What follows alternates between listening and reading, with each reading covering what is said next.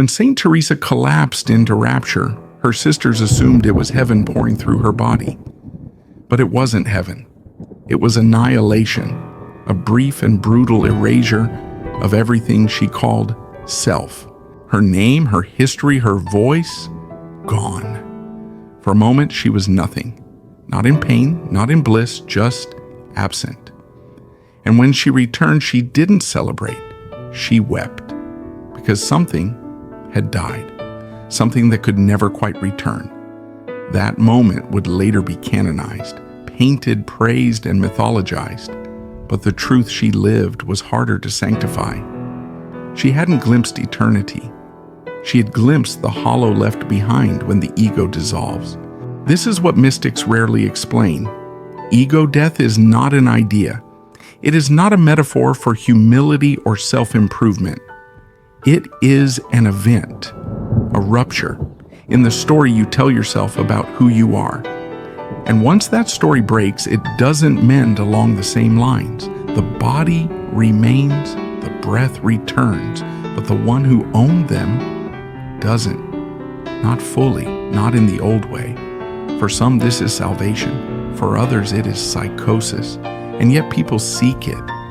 Through prayer, through psychedelics, through silence, through chaos. They court it like a lover, fearing it, needing it, not knowing whether it will deliver them to freedom or to madness. Because ego death is not about losing the ego.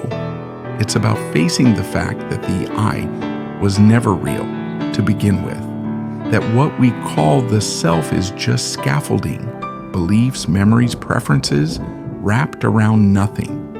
And what happens when that wrapping falls away? You don't become enlightened. You become untethered. The modern mind is taught to chase identity like a birthright. Pick a role, define yourself, refine your preferences, stand for something. Selfhood becomes a project, curated, defended, performed, but ego death ruins the project. It doesn't just knock the pieces off the board, it questions whether the board ever existed. Freud believed the ego was necessary, the mediator between the id and the superego, the fragile peacekeeper of the psyche. Without it, chaos. But the mystics and some philosophers saw it differently. To them, the ego is the mask, the false construct clinging to control, terrified of its own impermanence. This is where the problem sharpens. If the ego is a lie, then shedding it should be liberation. But liberation from what?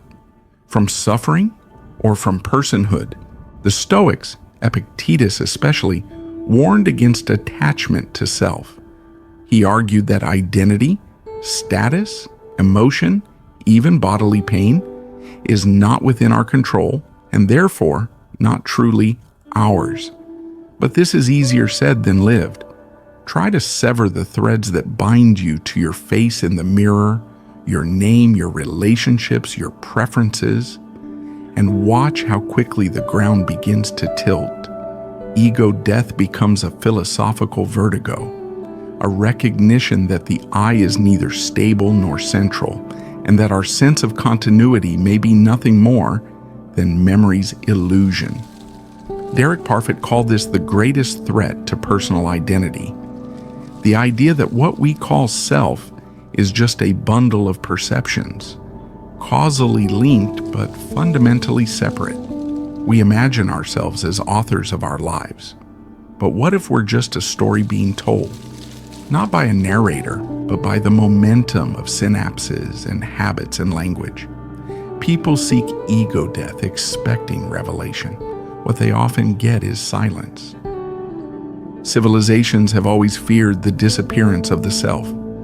And yet, paradoxically, they ritualized it. Monasteries, vision quests, rites of passage, fasting, silence, all designed to break the individual open, to kill the ego without killing the person. The Greeks had aletheia, not truth as fact, but truth as unconcealing, to uncover what lies beneath the surface. Socrates called himself a gadfly not to provoke for sport, but to sting the sleeping soul into remembering something older than itself.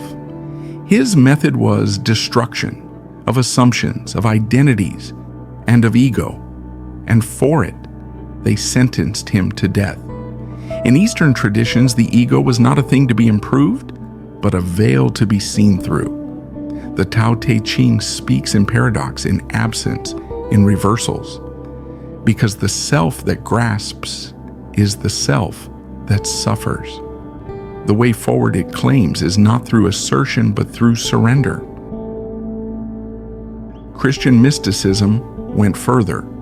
Teresa of Ávila, John of the Cross, they described annihilation not as loss, but as union. The dark night was not a metaphor for depression. It was the soul stripping away from all it thought it loved, including its image of God. What remained was not comfort. It was intimacy beyond understanding. But this surrender always had a structure, a liturgy, a language, a form. Ego death was never left to chance. It was carved into the architecture of the sacred. Even in its most radical moments, it was tethered to something. Today, the scaffolding is gone. People reach for ego death through psychedelics, through isolation, through collapse. But there is no framework, no monastery, no elder to interpret the silence, just the raw plunge. Sometimes it heals, sometimes it breaks. Civilization once acted as a container, not to prevent the loss of self, but to catch those who lost it.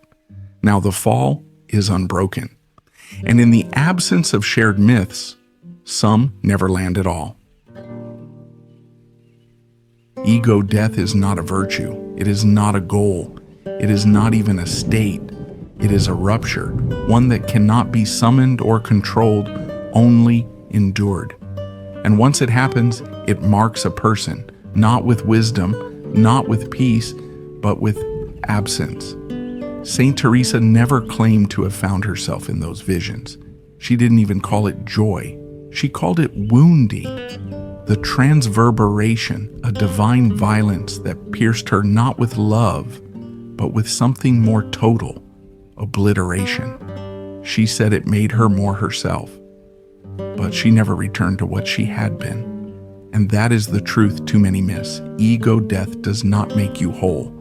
It makes you see the pieces. It does not free you from the self. It shows you the prison, and then for some it locks the door behind them. Still, some go back, not out of masochism, but out of need. Because once you've glimpsed a life without the scaffolding of identity, the old structures ring hollow. You can't pretend you believe your name means everything, or that your story is the only story. But even that awareness does not liberate, it isolates. There is no guarantee that the loss of ego reveals something truer. It may reveal nothing at all, and the person left standing in that void must decide not what is real, but what to live as if it were. That decision cannot be outsourced to culture, to mysticism, to tradition. It is solitary, not heroic, not poetic, just real. And in that quiet, something harder than truth remains, not the ego, not the soul, only the one who stays after both are gone.